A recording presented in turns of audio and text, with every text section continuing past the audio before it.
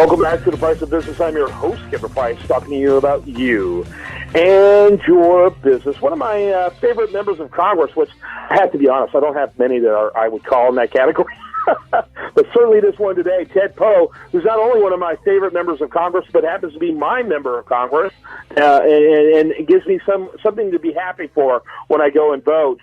He's a great member of Congress. Delighted always when he can make time to be on our show. He's figured out how to be a sophisticated leader for promoting policies for limited government and free enterprise and a safe country without being easily characterized as a gadfly like much of the media tries to do. And that's hard to do, Congressman. Anytime they can make a guy like you with belief like yours look like a nut, the media is glad to do it. So says a lot about you and what you've done. Well, thank you, Kevin. I love your work. Now, with there's so much going on, Ebola and so many other things driving the narrative so much.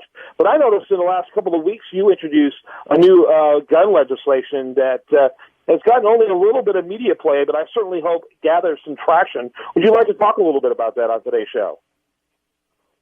Yes, the ATF now is going to require that gun dealers, when they sell a firearm, that they record the race of the buyer, and the buyer also must record their race on this ATF form. If they make a mistake or don't record their race, the gun shop dealer could lose their license.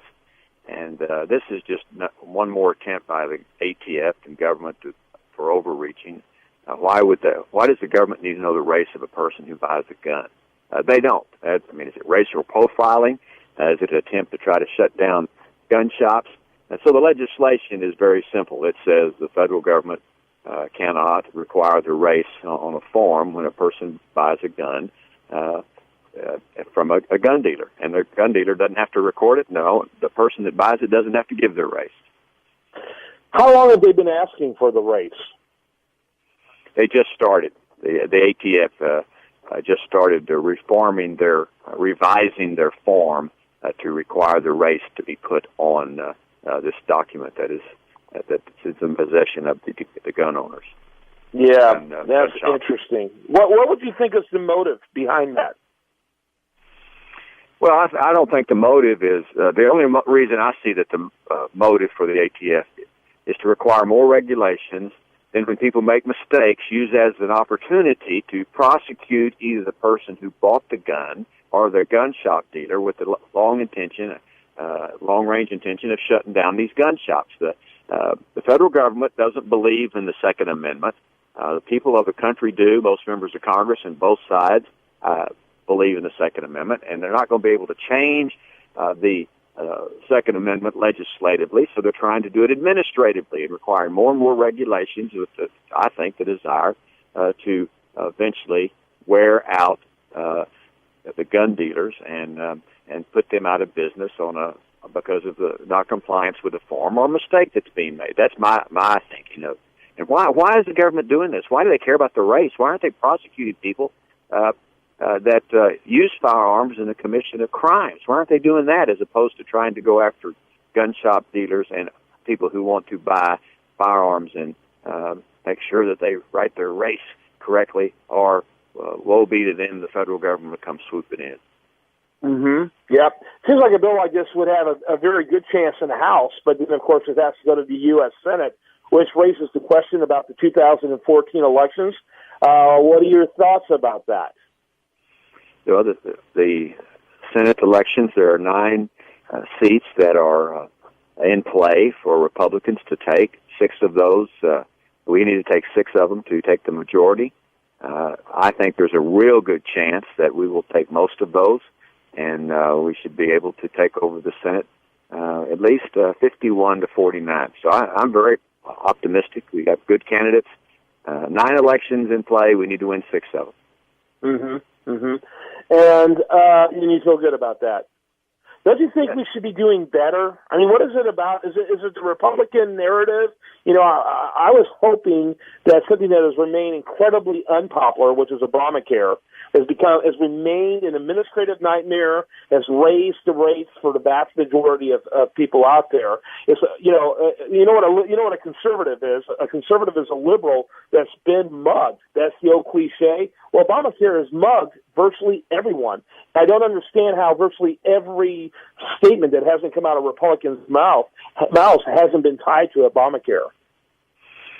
And you make a good point, Kevin. Republicans need to keep sending the same message that Obamacare is bad for the country. We need to repeal it. But Republicans also need to lead with answers. We can't just be against the president's policies. We have to have answers and a plan on each of these issues and be vocal about this. The president made the statement 2 weeks ago that this election is a referendum on his policies. I agree. This election is about his policies. If you vote Republican, you're voting against the president's policies. And if you're voting Democrat, you support his policies. But we need to lead and have an answer to what we believe is, the overreaching of government, and be more articulate on that. But Obamacare is one of those answers. I mean, one of those issues we want to repeal and replace it with another plan, and we have another plan that's been drafted by Dr. Price from Georgia, but we just haven't been very vocal on that enough. Would I know this is like one of those topics that you probably hate to hear, but you have to hear it, which is, if there is a Republican Senate, there's a pretty impressive indictment when it comes to Barack Obama for impeachment. It makes the one that was done on Richard Nixon look like a joke compared to what would be an indictment against articles of impeachment on Obama. Is there actually a serious thought about that happening even with a Republican majority? There has not been talk about that for the specific reason of the Constitution requires high crimes and misdemeanors, and to my knowledge, those crimes have not been committed. So, but just because we think the president is violating his oath, that's not a constitutional ground. So, there's no talk because the specificity of a high crime or misdemeanor is the only allegation that would be appropriate for impeachment. And I think the people I think the policy is, or the thought is, that the people voted for Obama 2 years ago. They want him in office. This is a referendum on his policies. One way we can thwart him and his policies is to vote against his policies and elect a new Senate. And I think that's what we ought to do. We ought to solve this problem at the ballot box. But impeachment talk is not really being talked about really much at all in the House. That's interesting.